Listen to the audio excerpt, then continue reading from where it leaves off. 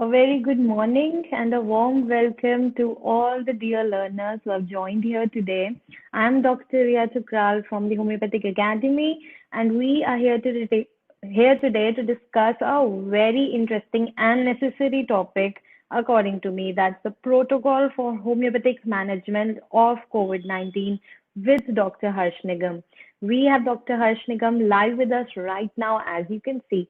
But before we go ahead with this webinar, as it is customary, I have to tell you about the Homeopathic Academy and Dr. Harsh Nigam's course with us. So let me quickly introduce ourselves. So here goes. The Homeopathic Academy, or THA as we call it, is BJN's efforts towards digitalizing homeopathy and providing a platform for quality education online. THA offers you a range of online courses by well-known academicians on numerous subjects of homeopathy at undergraduate, postgraduate, UPSC, and CME levels. All these courses are enriched with state-of-the-art audio-video technology and text and vector animations, giving you an HD quality audio and video experience made by a dynamic team of qualified doctors, video editors, and many more professionals. These courses will perfectly complement your studies to make learning an extraordinary experience. On your screens, you can see some of our courses currently streaming on our website, www.thehomeopathicacademy.com. You can also see the course on Modus Foundation and Modus Prescriber by Dr. Harsh Nigam. Here, Dr. Nigam will teach us how to adapt the concepts of organon in modern clinical scenario and improve our clinical practice, an essential need for all us modern homeopaths. So these are the courses that we have available. We also have UPSC preparation courses, one of which is Homeopathic Materia Medica with Competitive Approach. It is available for pre-booking now, and already launched courses include Anatomy and Physiology, Comparative Homeopathic Psychology by Dr. Bailey, Dr. Frederick's course on 4 ways to rejuvenate your practice, Dr. Banerjee's course on rapid classical miasmatic prescribing. That's forensic medicine and toxicology for UPSC preparation again, and more and more.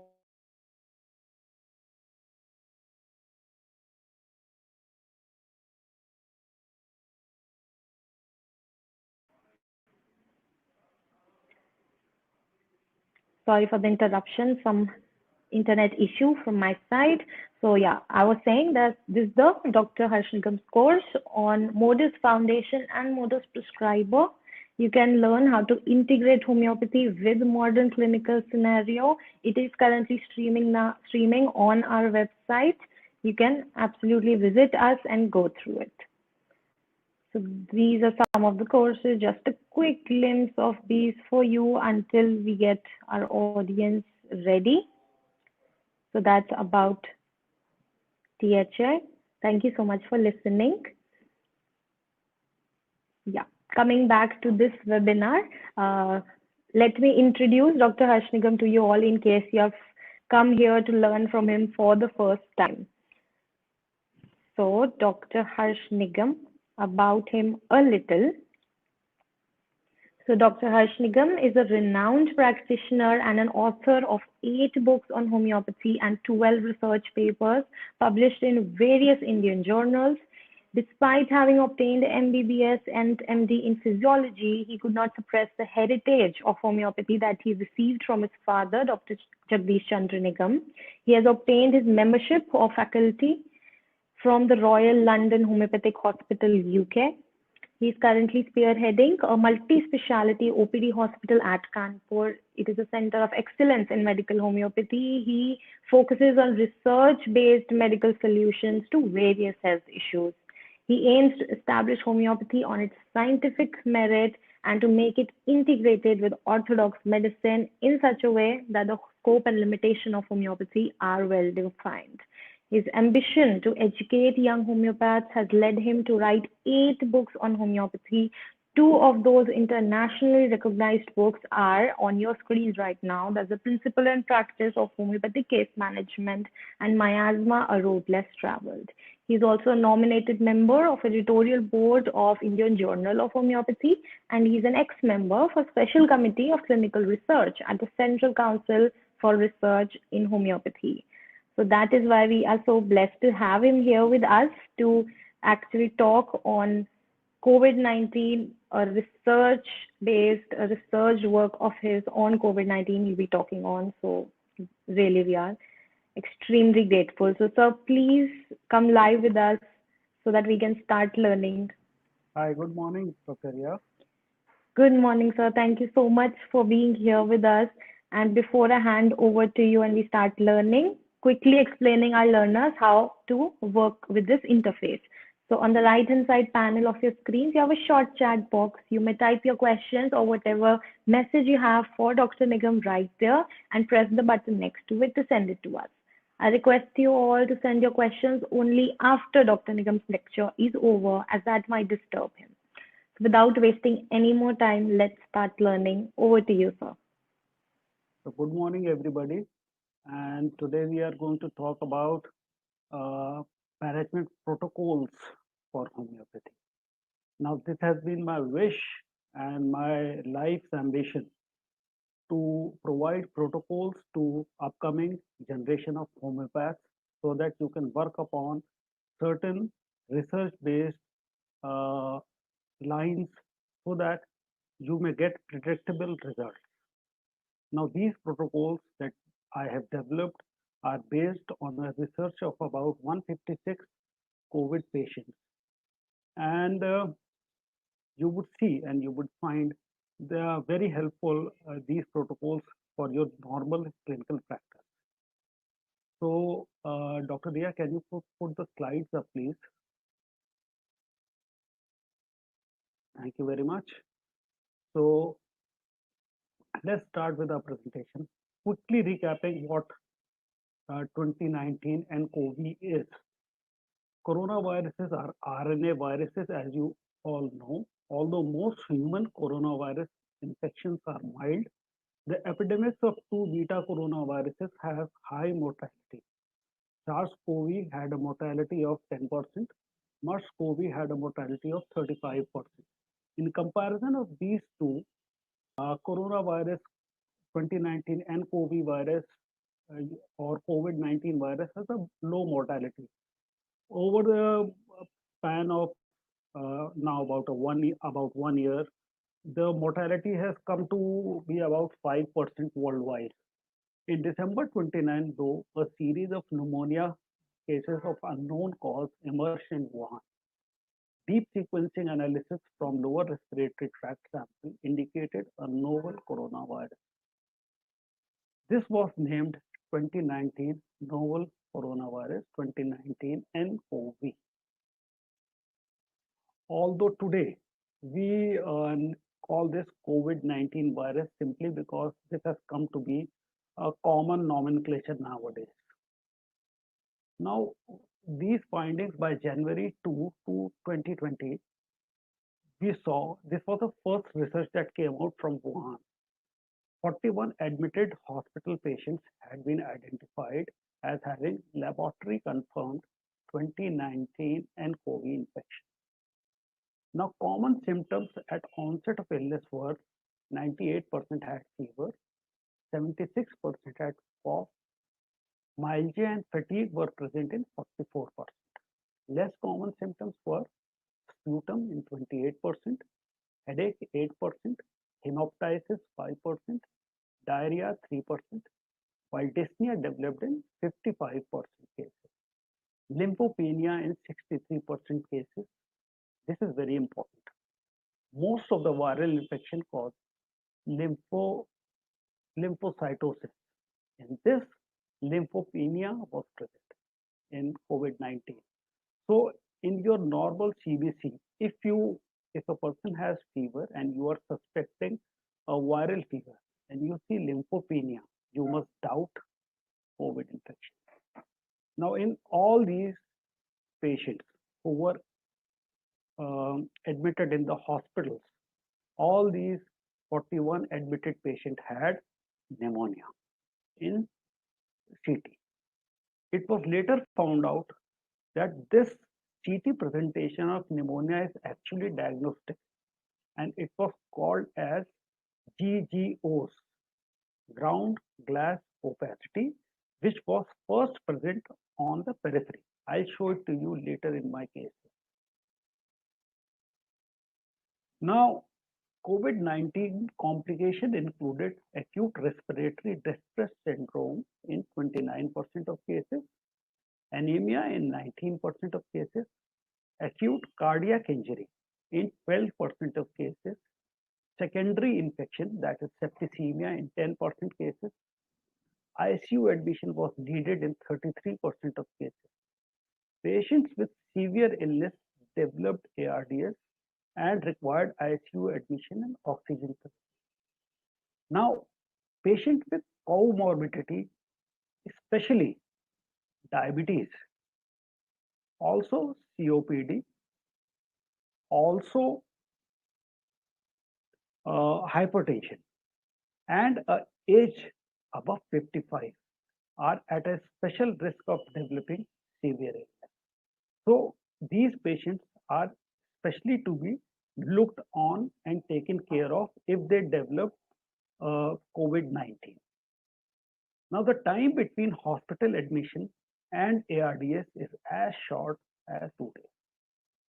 Now why these statistics are important? They are important because you must understand what you are dealing with. And you must understand the epidemiology of corona because so that you can know what are the general symptoms and what are the particular symptoms.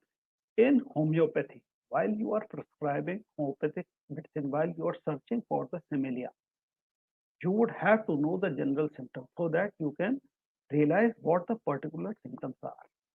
Now, initially, the mortality rate was 15% when the virus was new. And slowly, as the pandemic spread, the mortality rate came down. And you will be surprised and happy to know that amongst all the nations in the world, India has the lowest mortality rate. Now, this has been a surprise because we have the maximum number of cases in the world right now, but the mortality rate is the lowest. There are several factors. One of the factors is early lockdown that we had. The other factor is probably low reporting or false reporting. But what I feel the major factor is the use of alternative system of medicine in India.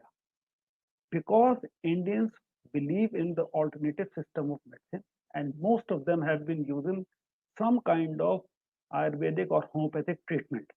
That is why the mortality rate in India has been so low. The number of deaths was rising quickly. It is high. But this is so because this coronavirus, this COVID-19 has acquired the ability of efficient human transmission. So airborne precautions like fit tested N95, respiratory mask, personal protective equipment are strongly recommended. What is more important is hand sanitization and social distancing. Testing of respiratory specimens should be done immediately once a diagnosis is suspected. Nowadays, you must immediately go in for rapid antigen test so that you may get a diagnosis immediately. And along with that, send a sample for RT-PCR so that you get a double diagnosis done.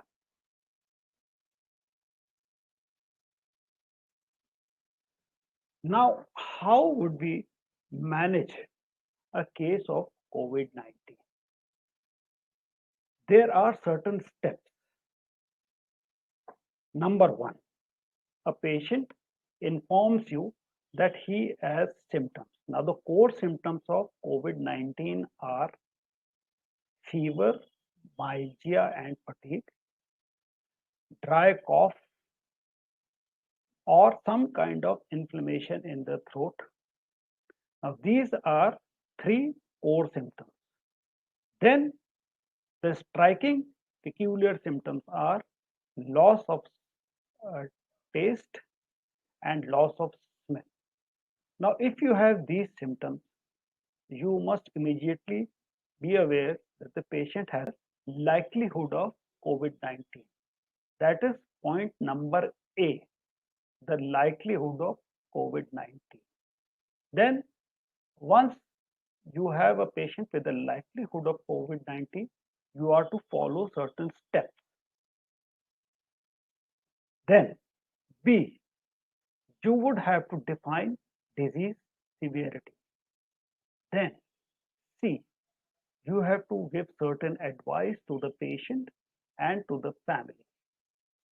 Then D, you must know, you must have a common group of remedies to choose from.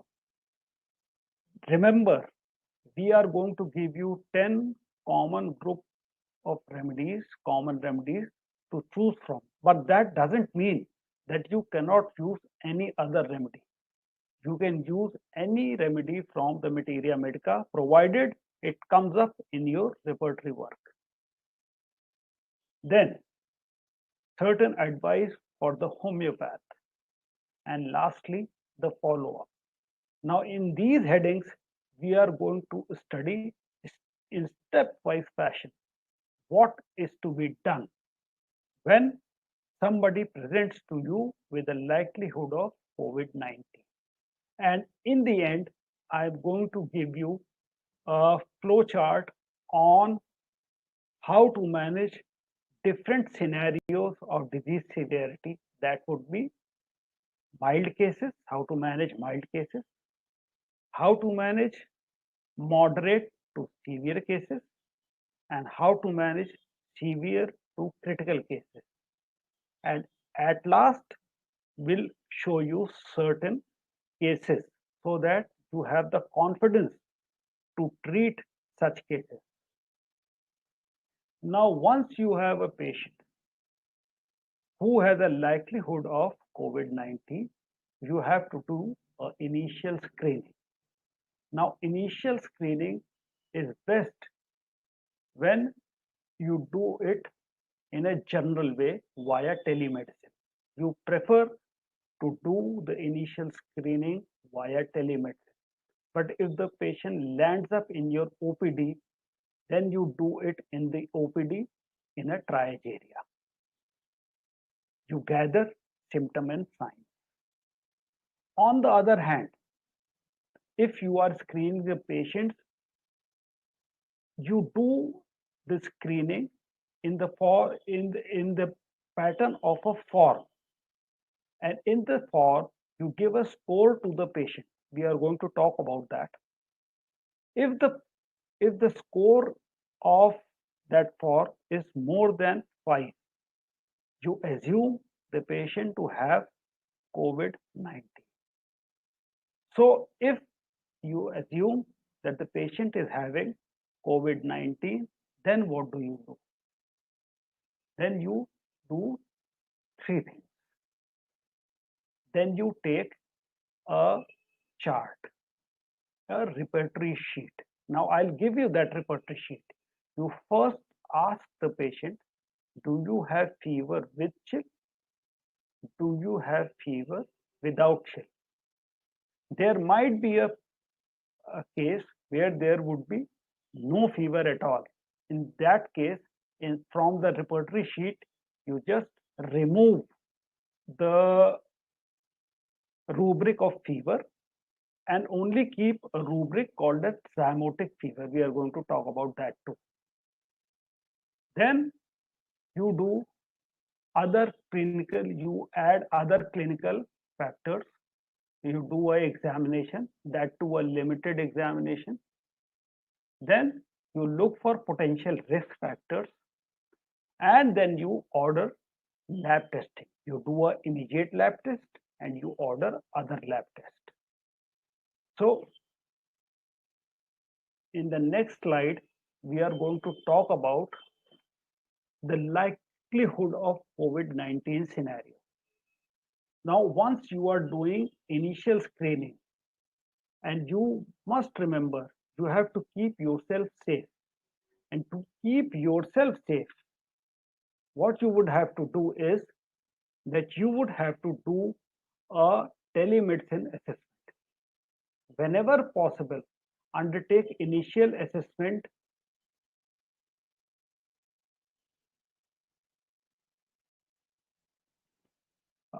by phone or by video conferencing. This is preferred as it provides additional cues. Video conferencing is preferred because it provides additional cues and therapeutic presence and may prevent the need for an inpatient visit.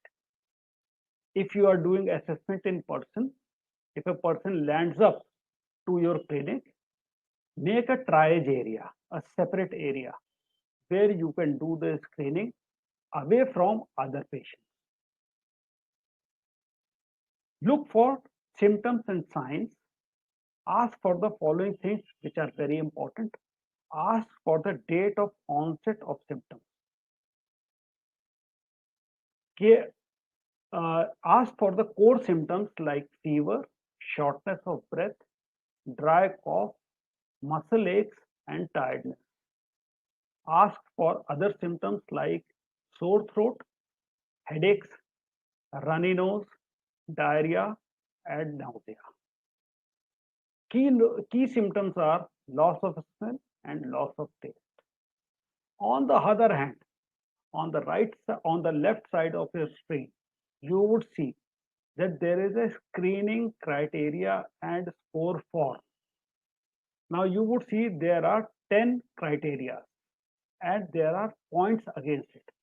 Now if the patient comes with cough, 2 points, with diarrhea, 1 point, sore throat, 1 point, body pain, lethargy, 2 points, temperature more than 100 degrees Fahrenheit, 1 point, difficulty in breathing, 2 points, travel history during last 14 days, 3 points, direct contact or taking care of COVID-19 patient, 3 points, contact with any person who has recently come from an area of COVID-19 patients that is red zone, 2 points, attended any conference, meeting, marriage, puja or namaz, 2 points. Now you tick the relevant criteria, make a sum. If the score result is more than 5, then further evaluation is necessary in such a case.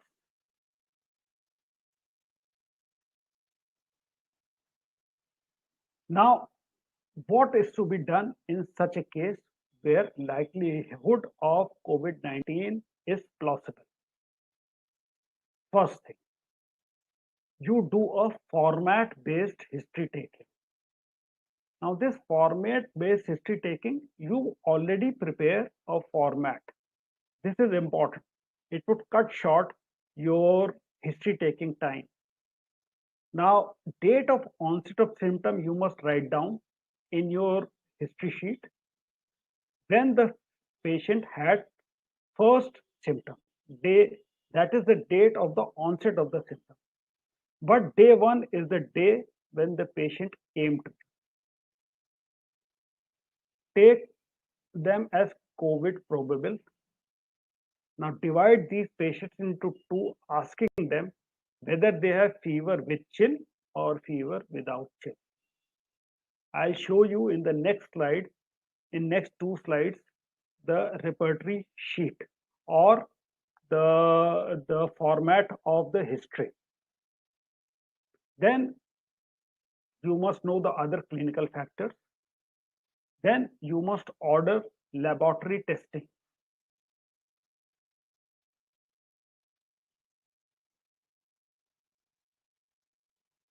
Now, in case of fever with chill, now this is a sheet that we have prepared in our hospital. Now there are 40 symptoms that we have taken. Number 1, fever, zymotic fever. Now this is very important. You must know that COVID-19 is a zymotic fever. Go to internet, go to Wikipedia and check what zymotic fevers are. And you have a rubric in your synthesis by the name of zymotic fever.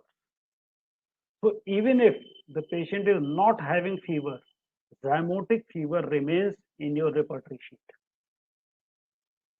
Then fever chill with, then third chill, chill in general, then head pain, chill during, head heaviness, eyes pain, eyes inflammation, conjunctiva, throat inflammation, cough dry, cough loose, nose coryza discharge with, nose coryza discharge without, nose obstruction, chest inflammation, lungs, respiration difficult, cough with, respiration rattling, mouth taste diminished, mouth taste wanting, loss of taste, nose smell diminished, nose smell wanting, extremities pain chill during, extremities pain leg fever with, mouth dryness, mouth thirstless, stomach thirst small quantities for, stomach thirst large quantities for, rectum diarrhea, stool thin, rectum constipation, stool hard, sleeplessness, chill during, sleepiness, chill with,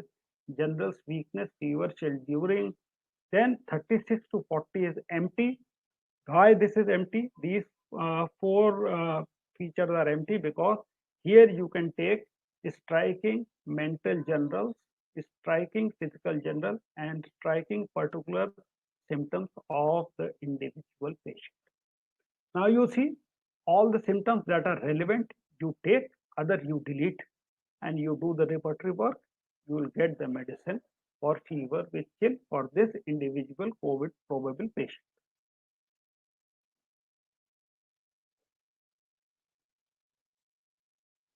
Similarly, you do with fever without chill, that is fever with heat. Again, you have the whole 40 symptoms that you have in your format, and you choose the symptoms that are present in your case, and in the last four empty boxes, you take the individualizing symptoms of the case. It can be more than 40, but only take those cases which are striking, peculiar, particular, uncommon symptoms, and which are apparent, which are fundamental shift suddenly after having COVID. And thus, you can repertorize the case fast and you would get the remedy fast. Then, other clinical factors that you must know. You must undertake an in-person assessment as per other clinical factors, and in addition, check temperature, pulse, respiratory rate, and effort, the degree of cough, and the presence of sore throat. The degree of cough and the type of cough, because the type of cough is very important in homeopathy, whether it is barking, hacking, whether it is rattling cough. Assess oxygen saturation, that is SpO2, and if normal, consider repeating after gentle exercise, that is walking around the clinic. The potential risk factor for more severe illness you must know, and you must also write it down on your history sheet, that is old age, that is age above 55 years. History of smoking, comorbidities, you must always write in your history sheet, lung disease including COPD, asthma, bronchiectasis, cardiovascular disease including hypertension, immunocompromised state, example diabetes, chronic kidney disease, liver disease, or if the patient is taking chemotherapy, steroids, or other immunosuppressants.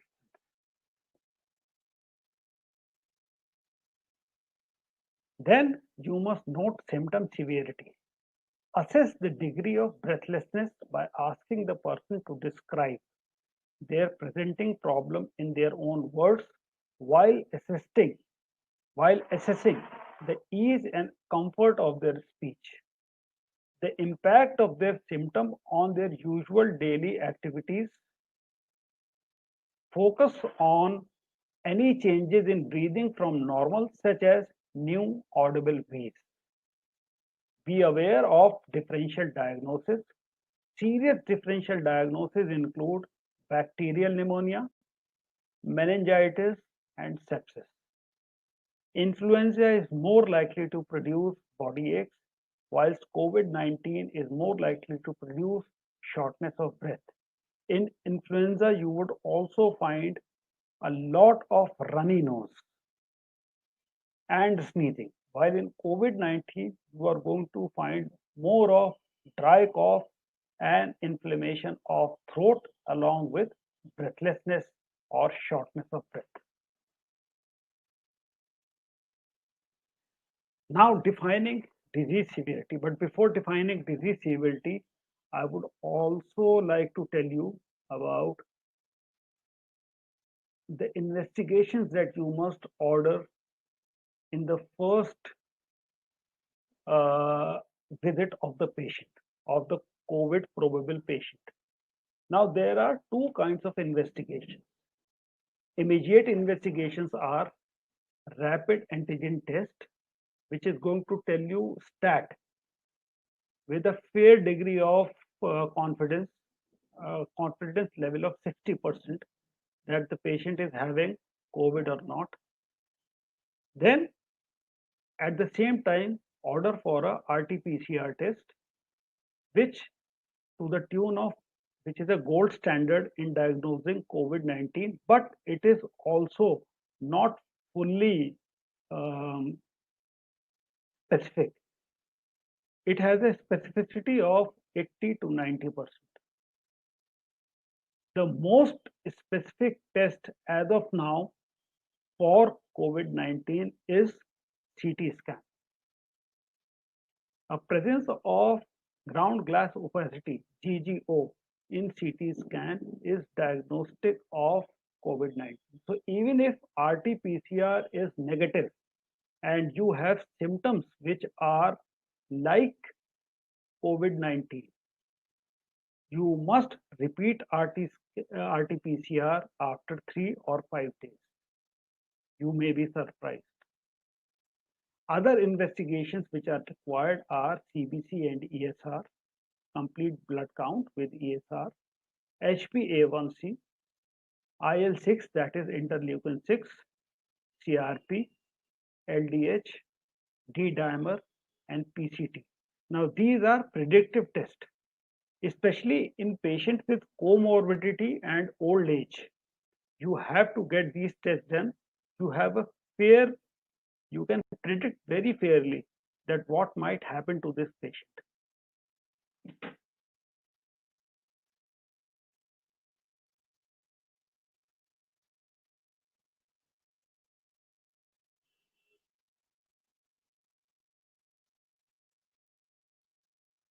Now coming to the definition of disease severity.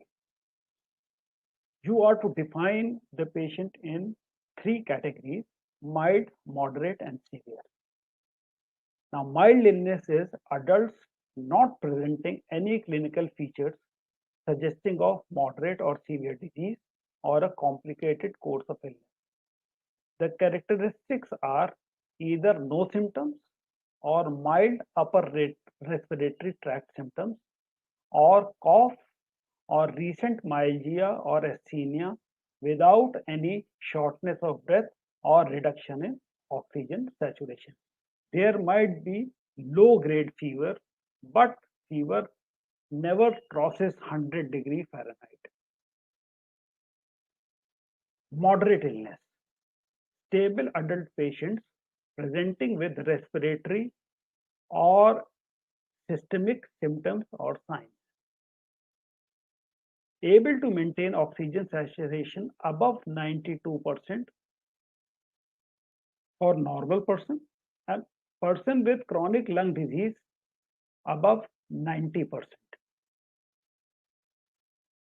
The characteristics are prostration, severe asthenia, severe more than 100 Fahrenheit, or persistent dry cough. In 28% cases, it might be loose productive cough. Clinical or radiological signs of lung involvement. No clinical or laboratory indication of clinical severity or respiratory impairment.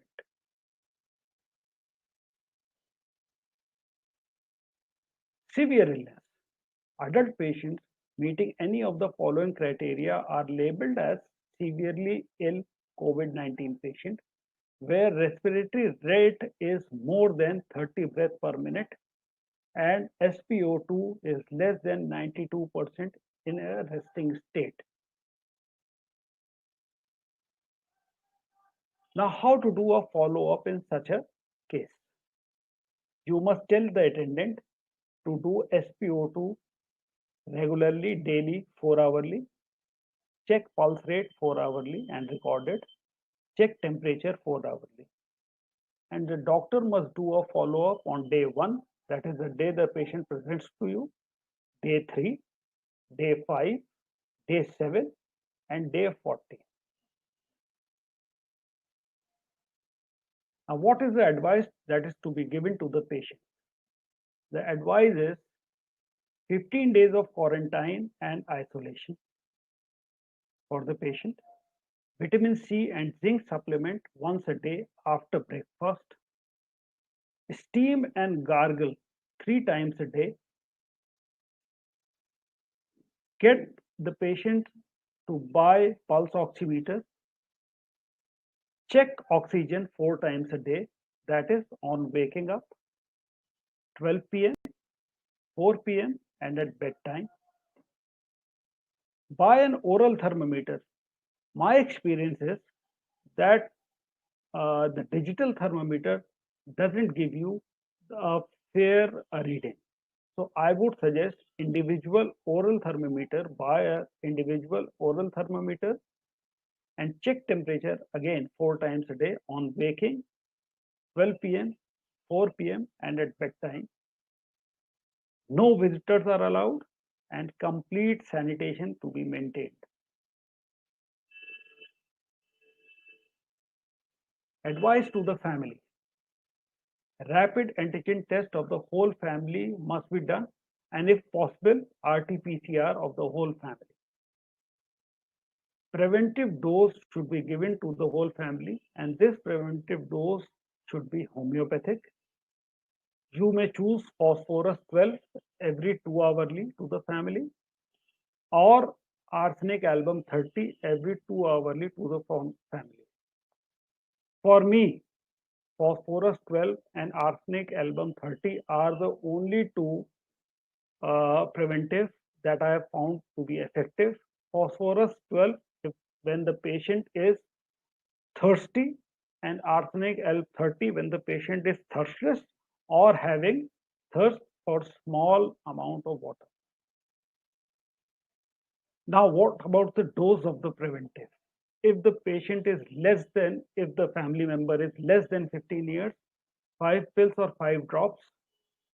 If age group is between 15 and 50, then 10 pills or 10 drops. If more than 50 years, 15 pills or 15 drops twice a day, every 2 hourly. Otherwise, if there is no patient in the family, then twice a day. Now, certain advice to the homeopathic doctor.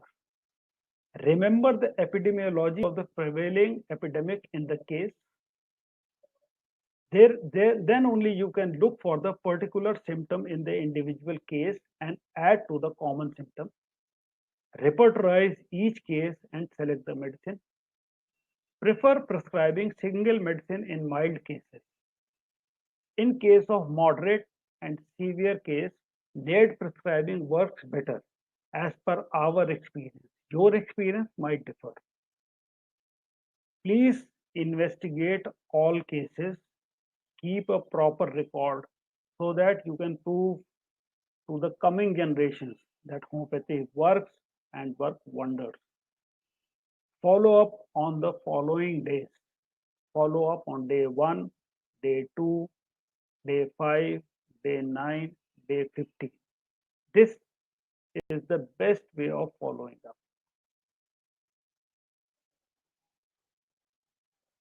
Now, investigation.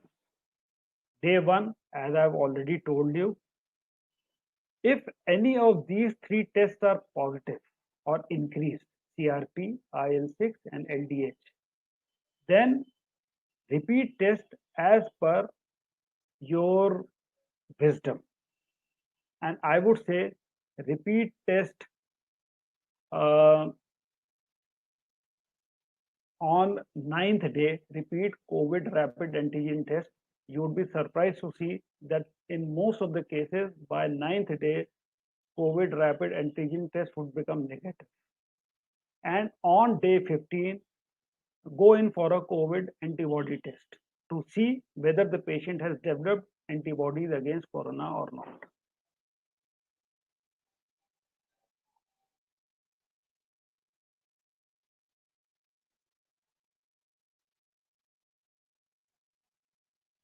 Now, coming to the epidemiology in Kanpur, by default, you can say epidemiology in India.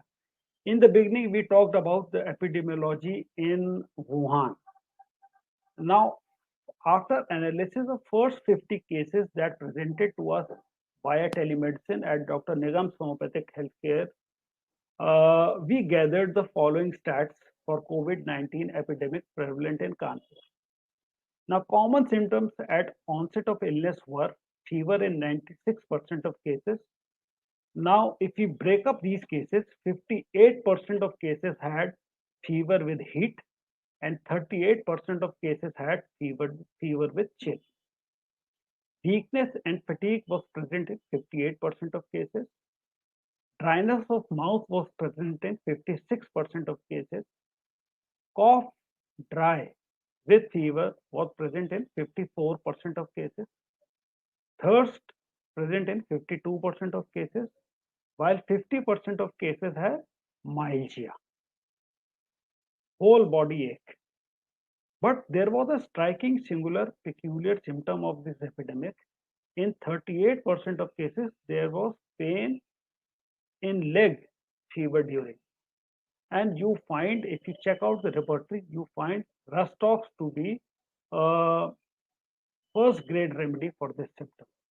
So in many cases, Rustox came to us as a genus epidemicus in the first phase of first wave of coronavirus in Kanpur.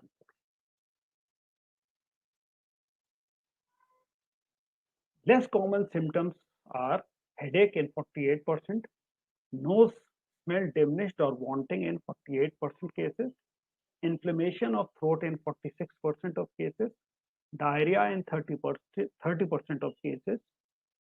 Other symptoms that were found were mouth taste wanting 28% cases, thirstless 26% of cases, thirst for small quantities of water 24% of cases, sleeplessness 28%, sleepiness 28%. Now, when we repertorized all this with thorough repertory work, according to Kent's plan of putting the epidemic of COVID-19 on paper, we have come to the conclusion for a group of 8 remedies for COVID fever with heat. And they are Bryonia, arsenic album, pulsatilla, sulfur, lycopodium, rustox, apis, and carboveg. Group of 8 remedies for COVID fever with chill: arsenic album, phosphorus, pulsatilla, lycopodium, bryonia, rustox, sulfur, and carboveg. Now, the difference between the two is that apis is absent in fever with chill, while phosphorus is absent in fever with heat. Otherwise, all the remedies are same.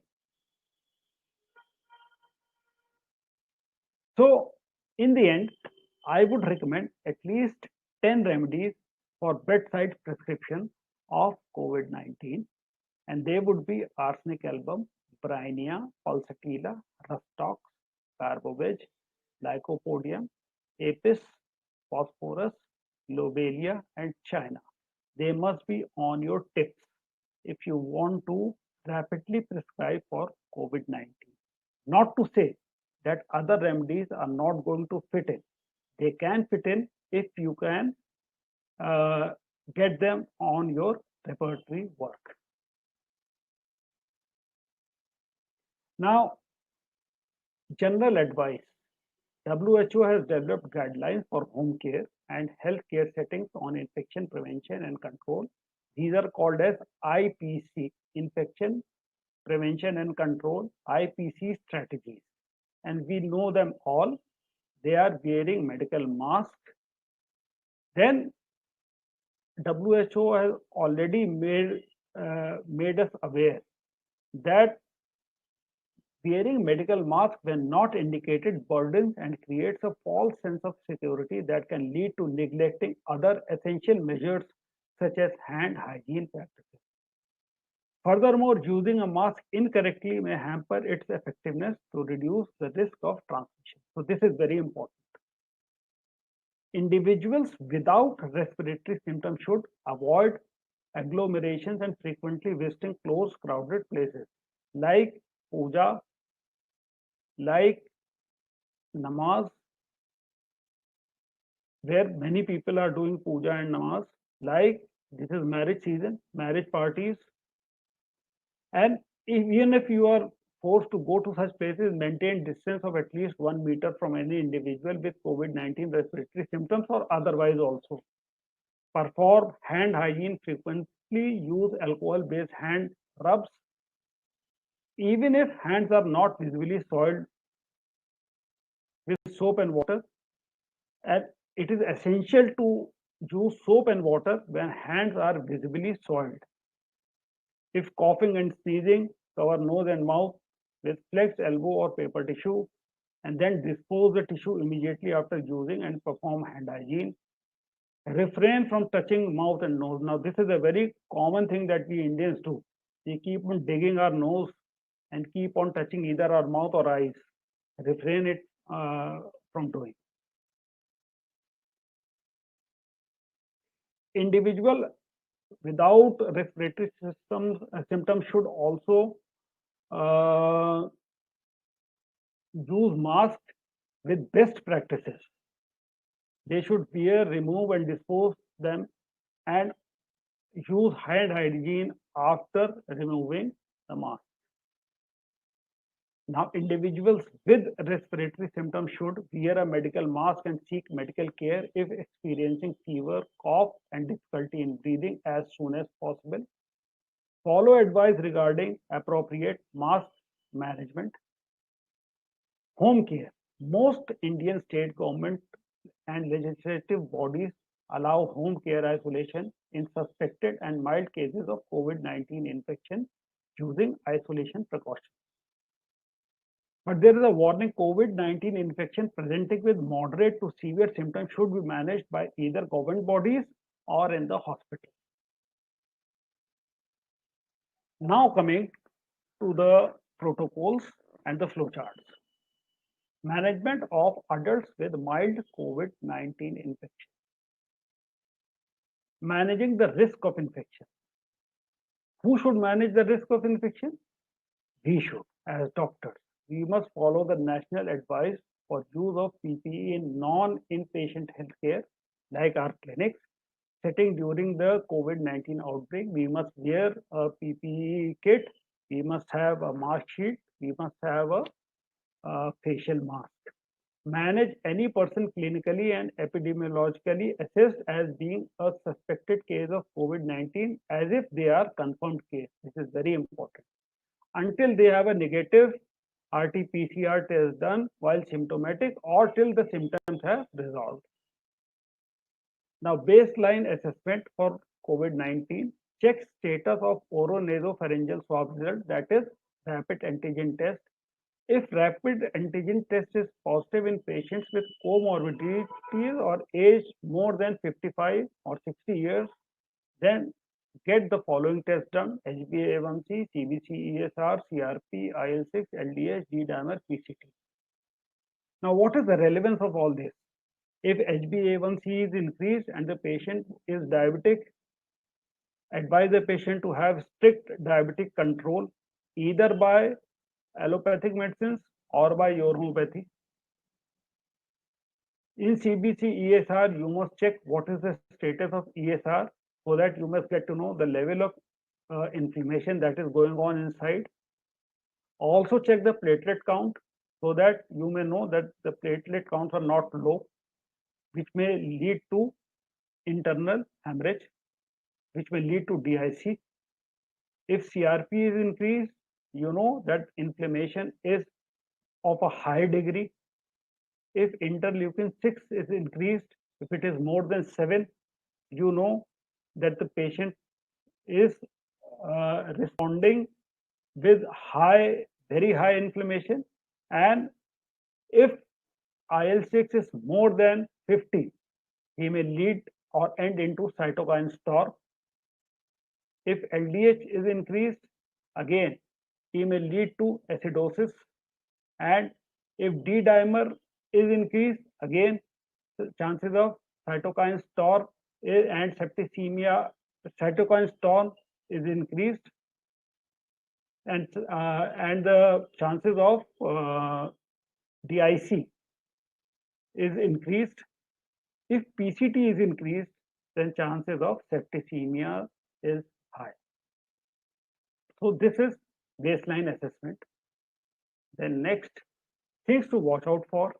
Advise the person with COVID-19 and their family members to look out for the development for new or worsening symptoms, especially breathing difficulties, which may indicate the development of pneumonia or hypoxemia.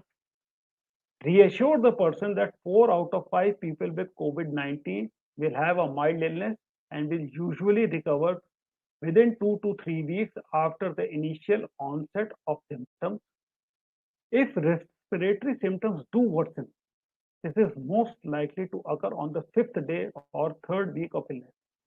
Mark my word, the 5th day is the most important day. 5th day from the onset of the symptom is the most important day. On the 5th day, you must, if possible, and if the patient is having SpO2 near about 92%, get a CT done. And if everything has been all right, and on the 3rd week, the patient relapses, get an immediate CT done so that you may get to know that there is something wrong or a late pneumonia has developed. For some patients, symptoms may persist for longer than 4 weeks or no symptoms may develop. This is especially seen in patients who have comorbidities or whose age is, say, more than 60. The range of potential long-term symptoms of COVID-19 is yet unknown because COVID-19 is a recent phenomenon. Then ask the patient's family to monitor SpO2 4-hourly, notify you if SpO2 is less than 92%, monitor temperature 4-hourly, repeat on day 5 CRP, IL-6 and LDH. If CRP, IL-6 and LDH are increasing, brace yourself for upcoming cytokine storm and take this case as a moderate to severe COVID-19 infection, and you have to escalate the care. Clinician guided pulse oximetry may help with detection of lower than expected oxygen levels and early detection of deterioration. Now the treatment part of mild COVID-19.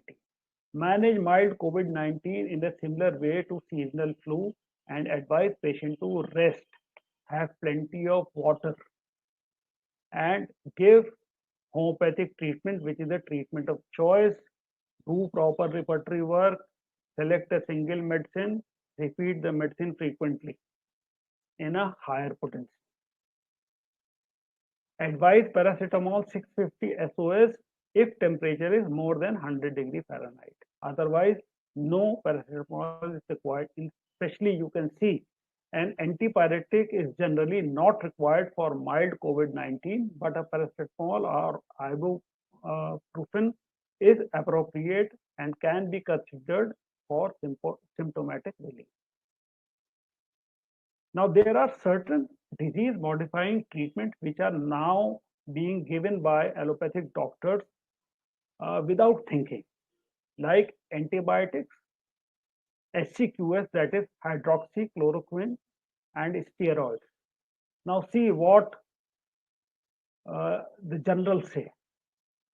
Do not prescribe antibiotics for mild COVID-19 unless indicated for other reasons such as community-acquired pneumonia. For HCQS, do not use HCQS for the treatment of COVID-19.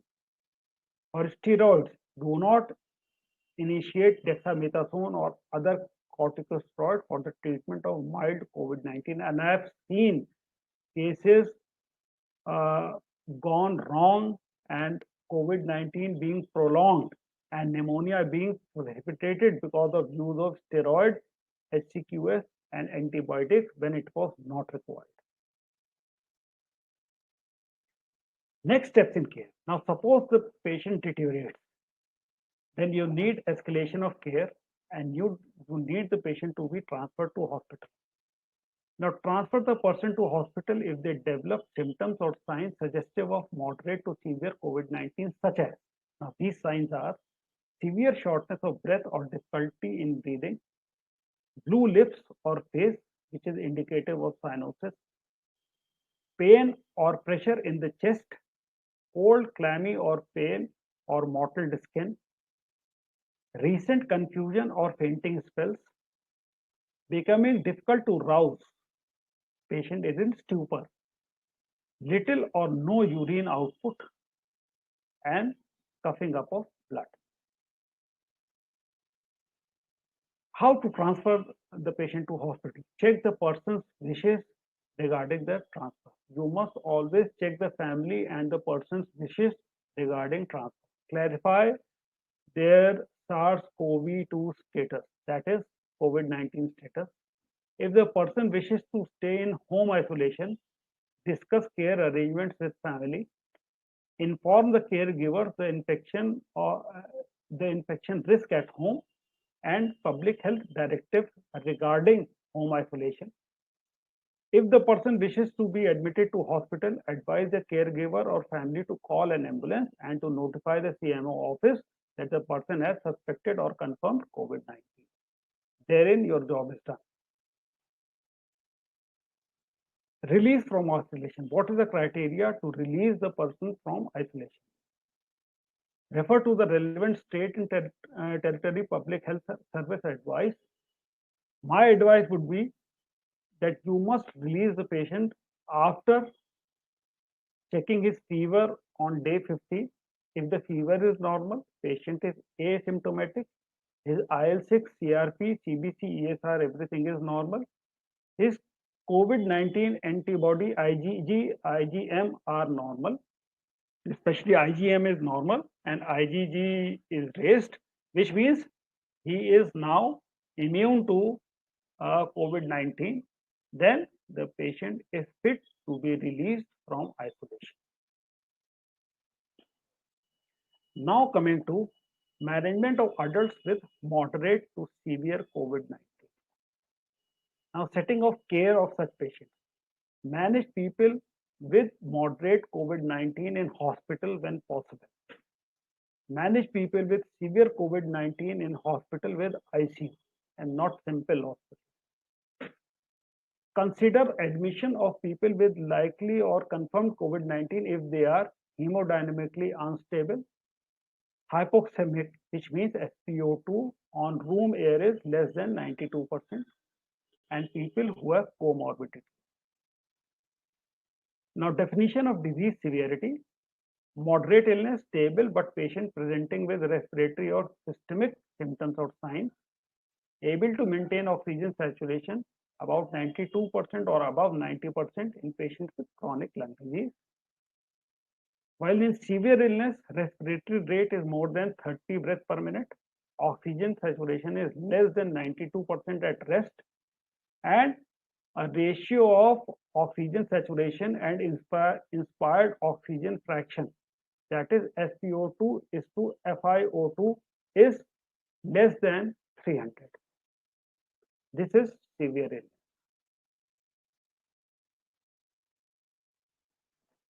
Now, baseline testing is that all people with severe or moderate illness must have hematology test done, biochemistry test done, chest X-ray done, ECG on admission done, and if possible, a CT scan done, HRCT of the lung done. Investigate people with suspected or confirmed COVID-19 for influenza, community-acquired pneumonia, and other differential diagnoses as per usual practice.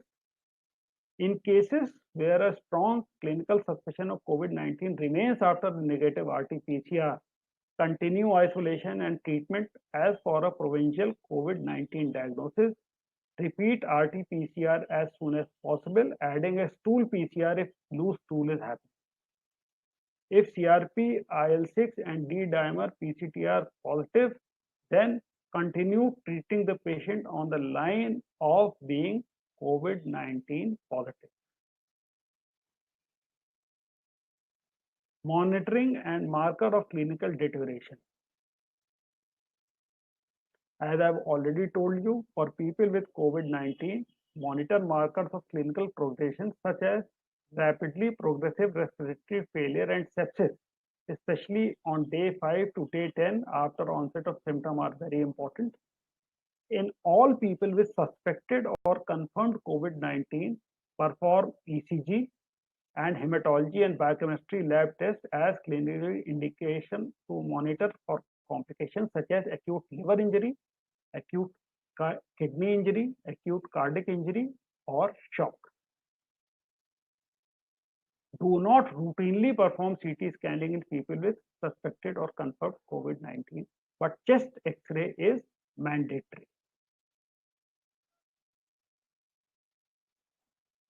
Now, supportive care in hospital.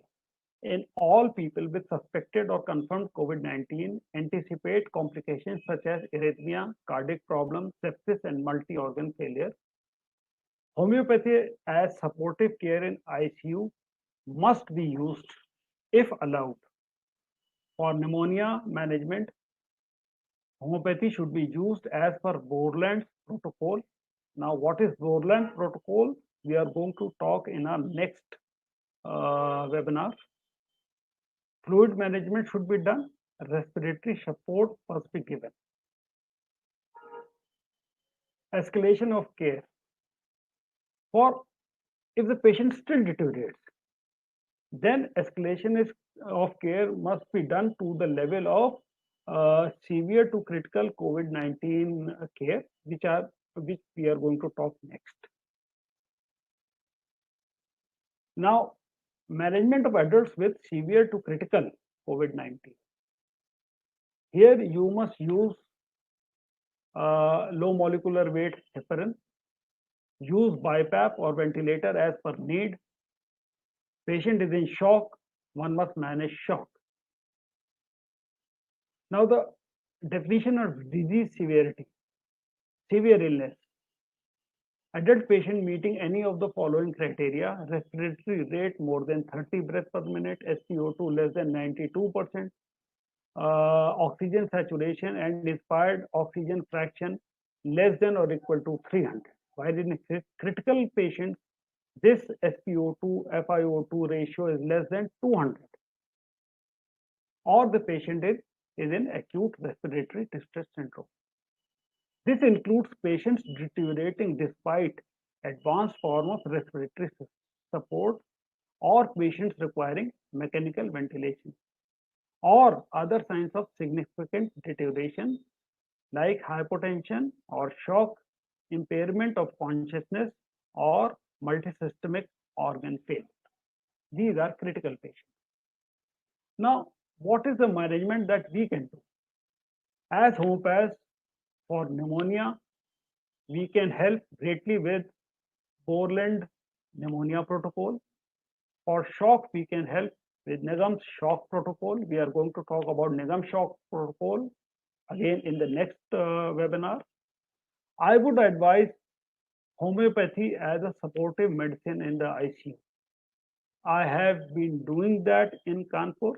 It has been of immense value.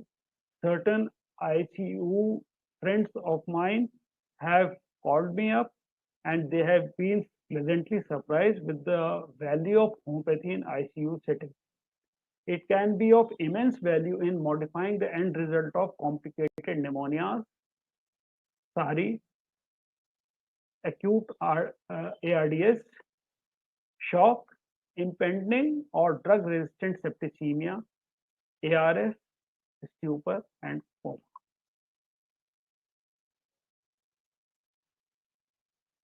For shock, there are certain other things that are required. Although this is the allopathic part, so I'm not going to go into the details of this. But you need to require resuscitation with fluids, and you would have to use vasoactive agent. That is why ICU setting is very, very important. Now, discharge planning. Suppose most of the patient, about the death rate in ICU with COVID is very high. It's about 75%. So, luckily, if the patient survives, in patients with severe COVID-19, after offer appropriate rehabilitation to optimize recovery, including early hospital rehabilitation, planned transition of care to the community, including handover to the general practitioner. So this is protocol that we are going to publish also. This is going to be published in Vital and Forward. The part 1 of this protocol has already been published in the last issue of Vital and Forward. Then in this issue, the part 2 of this protocol is being published. In the next issue, the part 3 is going to be published. This would be Borland's protocol and Shock protocol. So you would have the written protocol.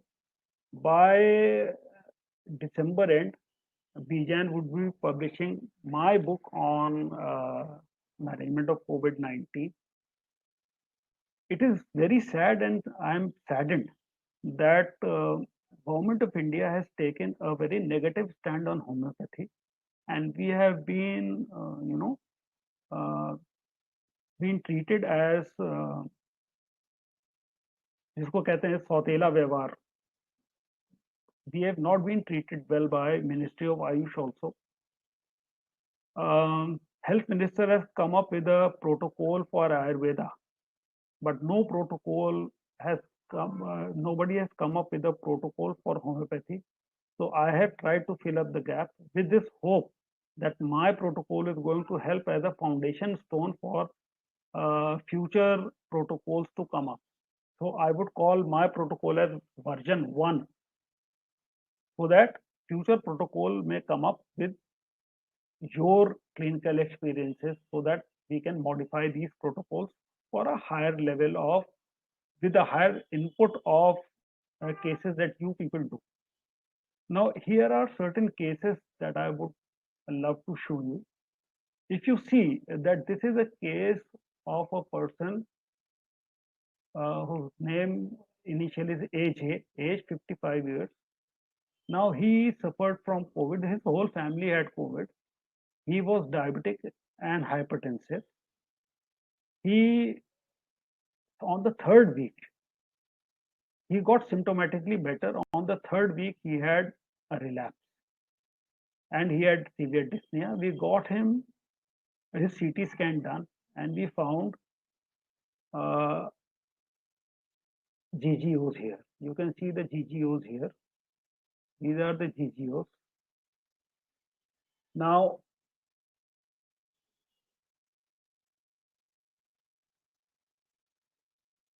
after treating him with layered technique, layered approach, you can see the resolution of GGO. And if you check on the reports, then you would see that there is a significant improvement. 28/9/2020, we did the first CT scan, and his CT score was 16 out of 40 severity score, which was not much. 18 out of 40 requires ICU admission. 16 out of 40, he was on the borderline, but he decided to stick with me, and he was handsomely rewarded with homeopathy. 28/9/2020 and 12/10/2020. And by 12/10/2020, there was significant improvement, and the patches nearly got resolved. So you see, that is the power of homeopathy, how it works, and it works on record. Then similarly, next case. Now this is Mr. R.M. Singh, age 50 years, again a diabetic and a hypertensive along with COVID-19. He was diagnosed with COVID pneumonia by some other physician. Then he came to me, somebody sent him to me, and you would see that on 11/9/20, his COVID CORAD score was 3 to 4, which is, which means that he had ground glass opacities and a fixed pneumonia. And 39/20, so about 20 days, in 20 days, the pneumonia resolved, and he had no pneumonia in 20 days. He became from CORAD 3-4 to CORAD 0. There was no pneumonia. So again, if you can resolve fixed pneumonia in 20 days with only homeopathy and no antibiotics, what more do you want, and how fast you want homeopathy to work? This is the fastest that any medicine can work. Now this is a lady, this is a recent case, November only, of the second wave of corona. Now this is a lady aged 44. She is having type 2 diabetes, hypertension and hypothyroid. Her interleukin 6 was 56. So she was leading towards cytokine storm. She was RT-PCR positive on 6/11/20. And she was moving towards cytokine storm. The whole family was worried. They wanted her to take to the hospital, but the first case that I showed you, Mr. AJ, they had recommended her to me, and they had told her not to go anywhere but to me and do not go to the hospital.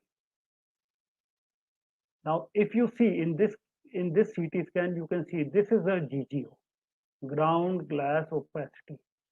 This is peripheral ground glass. This is diagnostic of corona pneumonia. Now, CT severity score, just because we got the CT done early, the CT score was 10 out of 40. So anyways, she did not require hospitalization immediately. We started with our layered prescribing in this lady. We initially gave her single medicine, and that was, if I'm not wrong, arsenic album. And she was put on arsenic album only. But as soon as we got this GGO, we switched her over to arsenic album along with two mother tinctures to be taken, Senega and Lobelia, 4-hourly. And the result, she became on the 13th, she became PCR negative. Patient is asymptomatic. Says a big thank you. We have yet not done her CT done. I am going to get her IL-6 done first. Once her IL-6 becomes negative, then I'm going to get her CT done to see what has happened to her GGO. GGOs, as you know, they last for a longest time. So we'll see when her GGOs resolve. But we started her treatment on what? 6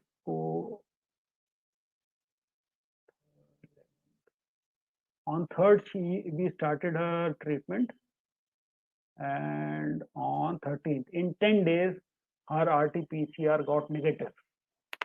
What more do you want? How fast do you want homeopathy should work? Who says homeopathy does not work in COVID-19? Who says homeopathy is placebo? Homeopathy works. We have it on record. The government of India and Supreme Court do not believe us. We have to make them believe. Thank you. Dr. Ria, Yes, sir. ma'am, Thank you so much. uh, Yes, sir. Shall I stop this slide yes, presentation? ma'am. Questions, please. Yeah. Yes, sir. Thank you so much for such an informative session. Learned a lot from you today. So quickly, everyone send us your questions so that we can take up some. We have already run out of time, but we will take questions. And okay. So we already have a few questions in the chat box. I'll take them up first.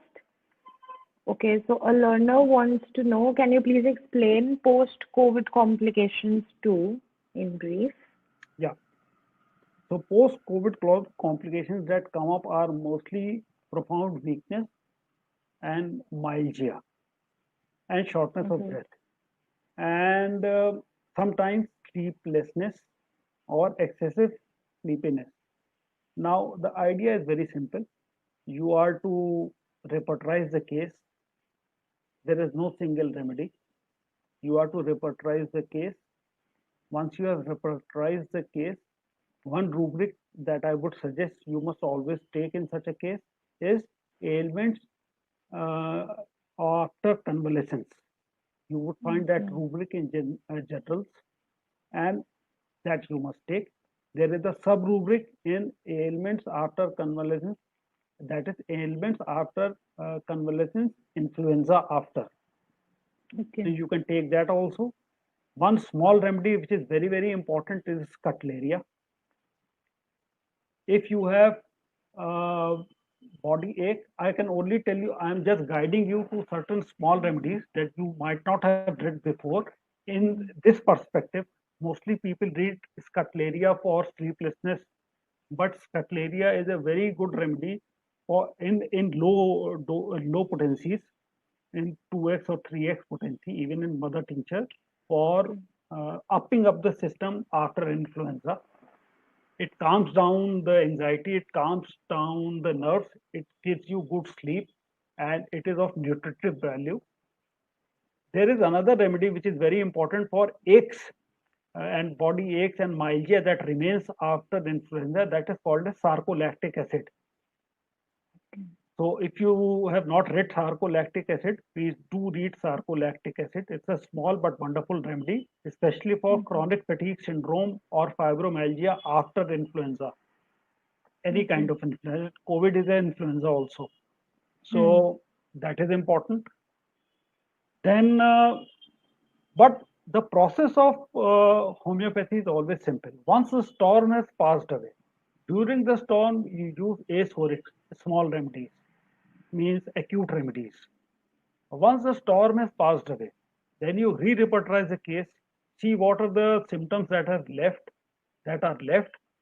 find the so-called totality-based constitutional remedy, prescribe that Hmm. remedy, and the patient is going to be all right. And if the patient is not getting all right, then there must be some block to cure. Then you must look out for that block to cure. Mostly it is a miasma. Then you give a anti-miasmatic remedy, which may or may not be a nosode. And Hmm. if you choose to give a nosode, then you give influenzainum first. Okay.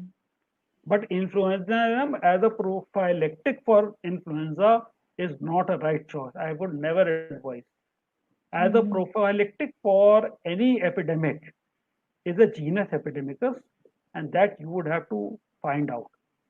How to Okay. select a genus epidemicus is given in from aphorism 100 to I think 104 in the Organon by Hahnemann, and it has been detailed by Kent.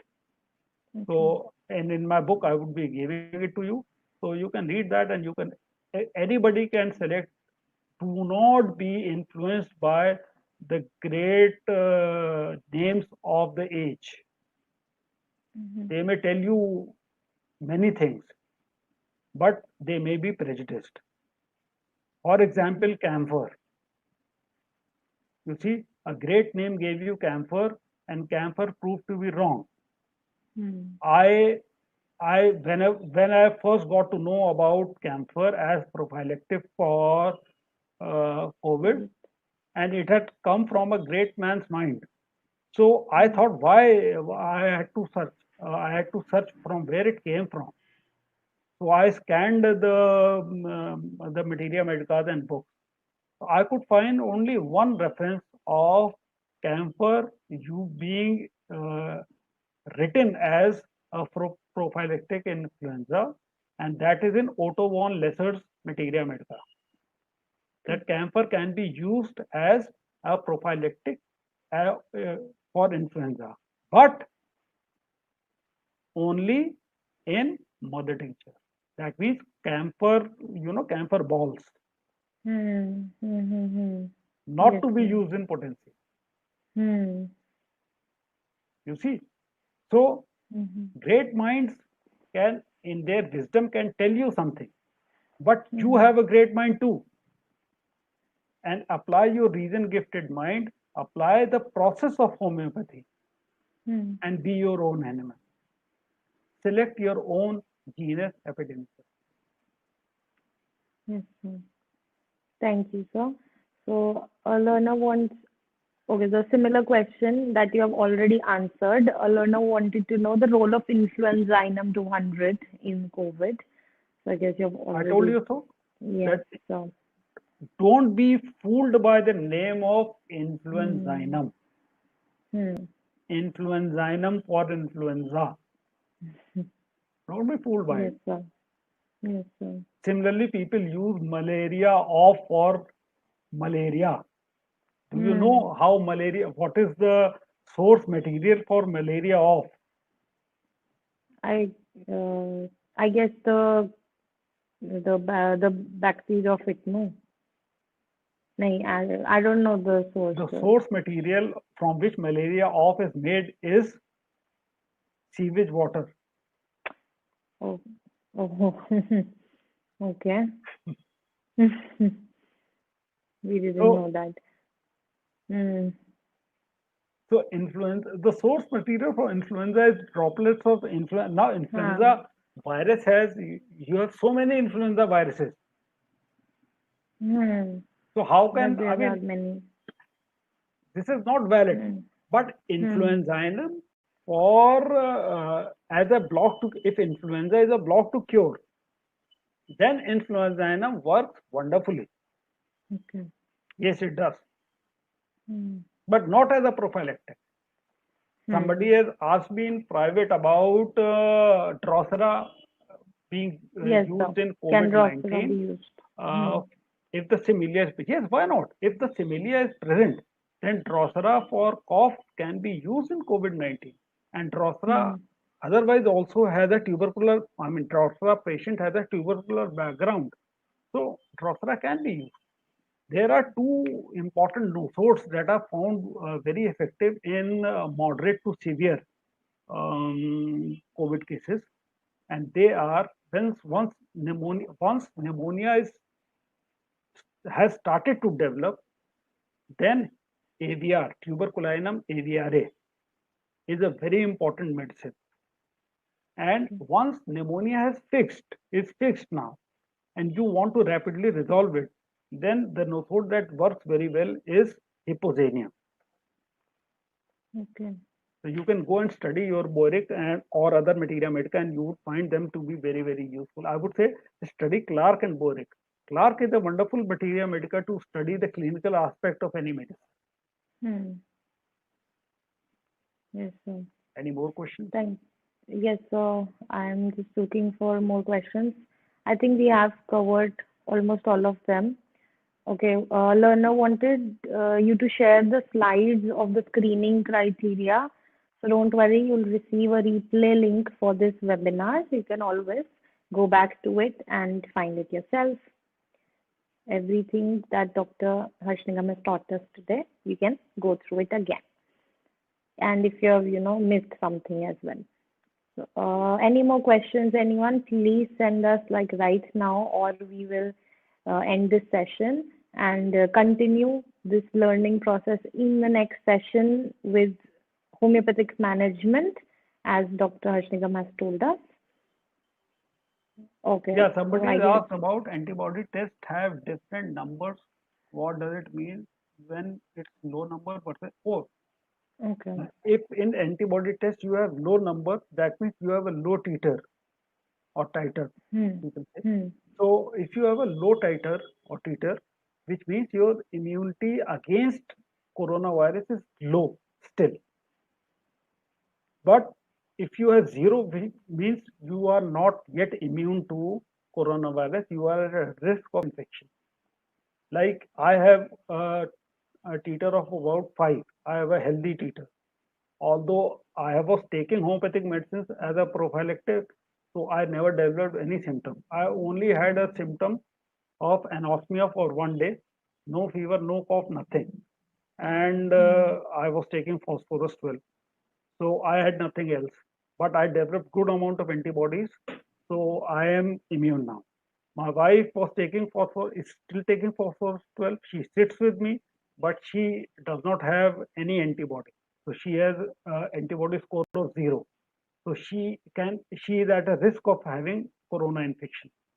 Okay. Now we do not know for how many days this antibody lasts. Hmm. People say that this lasts for 3 months. Recent studies say that this may be antibody may last for lifetime. We do not know. We know for Hmm. dengue. For dengue, it lasts for about 2 years. So we do not know about corona itself now. But if you have a Okay. high titer of antibodies, it means that you have a better uh, immunity against corona infection. If you have a low number, then you have a weaker immunity against corona infection. Yes, sir.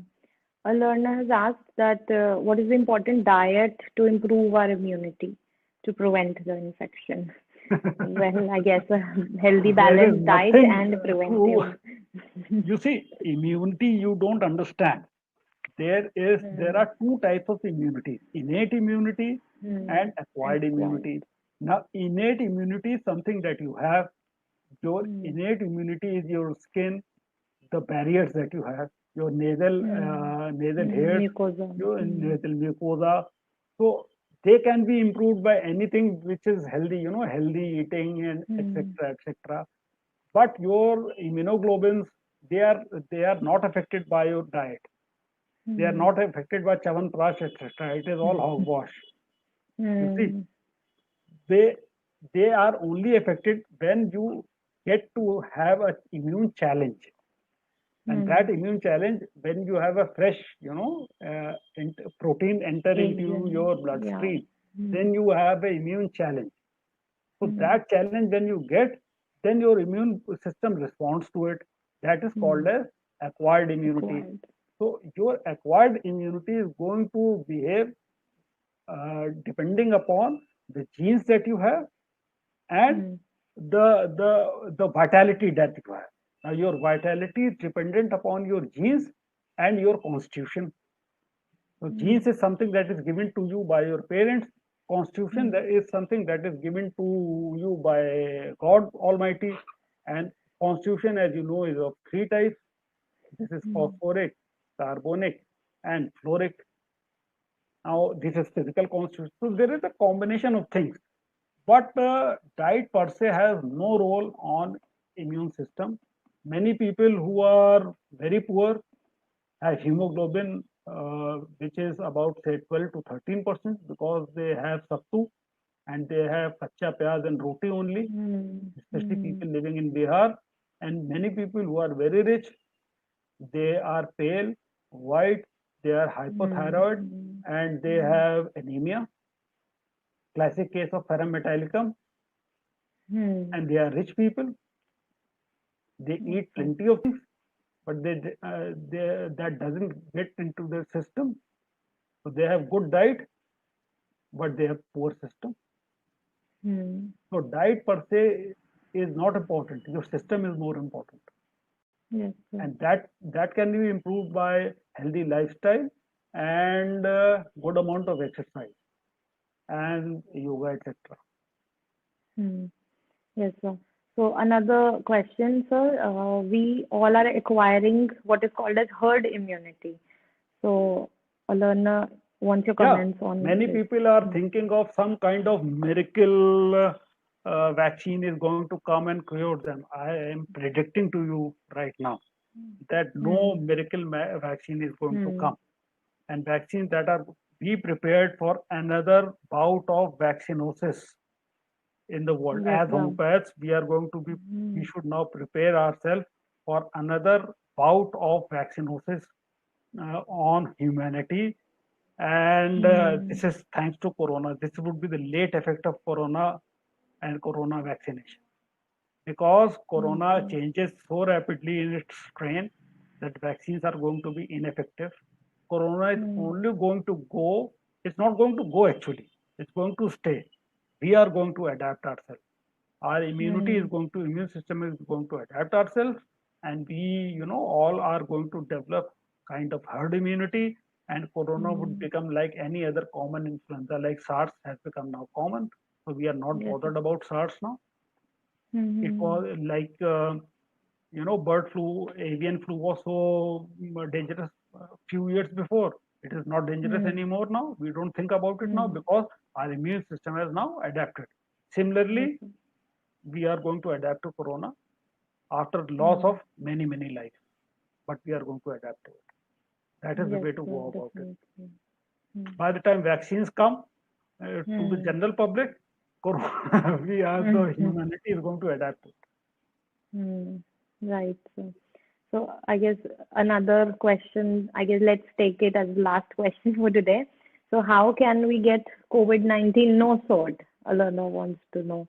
Can Then we, very I guess, question, if you want to, we can prepare it. yeah, you can prepare it. Uh, I have again, prepared it, but I'm not using it because common okay. homeopathy is working so well. Why should I use it? Common Mm-hmm. homeopathy is working very well. Out of my 156 patients, none has died, Mm-hmm. none has Hmm. been admitted to ICU. So for Mm-hmm. me, homeopathy has been a success story in COVID-19. I am very, very Okay. happy. Yes, sir. Thank you so much. I hope there are no more questions. I guess we have taken up all the questions now. Let's keep the rest of the questions, if there are, for the next session on this topic. So, thank you so much, sir. Also, to inform our learners, as you can see, we can learn a lot of modern practical homeopathy from Dr. Harsh Nigam. So, don't miss out on learning from him even more. So enroll in his course, combined course, or the courses separately on Modus Foundation and Modus Prescriber on the Homeopathic Academy. You can visit our website to enroll in the course. And for just the enrollees, the attendees of today's webinar, you have a special offer of 40% off. You can use the code LFH40 on the checkout page. This offer is only for today and tomorrow. So also, okay, so Alana wants to know when will be your next webinar. So we'll inform you. You can follow us on our social media handles or subscribe to our newsletter from the website itself, and you will be informed about all his webinars and more, and the updates on the courses as well. So that's it for today, I guess, sir. Let's wind up here. Thank you so much. Please say a Thank you few very words much. if you want to our dear learners. Yeah, all the learners, I would say just record all your cases, be very confident with homeopathy and COVID. Do it, whatever the challenge might be, but be very practical also. Don't take up cases which are serious. Refer them to the hospital. Do not, tie up yourself up in the legal issues, Hmm. and do wonders with homeopathy. You are made to do it. Follow the strategy properly. Follow the homeopathic process properly. Don't look out for formulas. There are no formulas in homeopathy. There are only pathways, and follow the protocols, and you'll do good in homeopathy. All the best to all Thank of you you. so much. Thank you. Thank you so much, sir, for inspiring us, guiding us all the way. And in this tough situation where we all need to learn how to manage, you're helping us. Thank you so much. And My pleasure. let's wind up here. Thank you for being here, waiting for your next session. I guess everyone will be waiting. Thank you, everyone. We will be back with another session the next week. You can join us for our upcoming free webinar by Dr. Frederick Schroyens on sensory and digital homeopathic practice, scheduled for 27th of November at 7:30 p.m. So I'm providing you the link to register for it. You can use that link and register yourself for it right away. So thank you everyone for joining us here. Thank you, Team THA. Thank you, Bijan RX. Have a great day, everyone. Keep learning, keep improving. See you.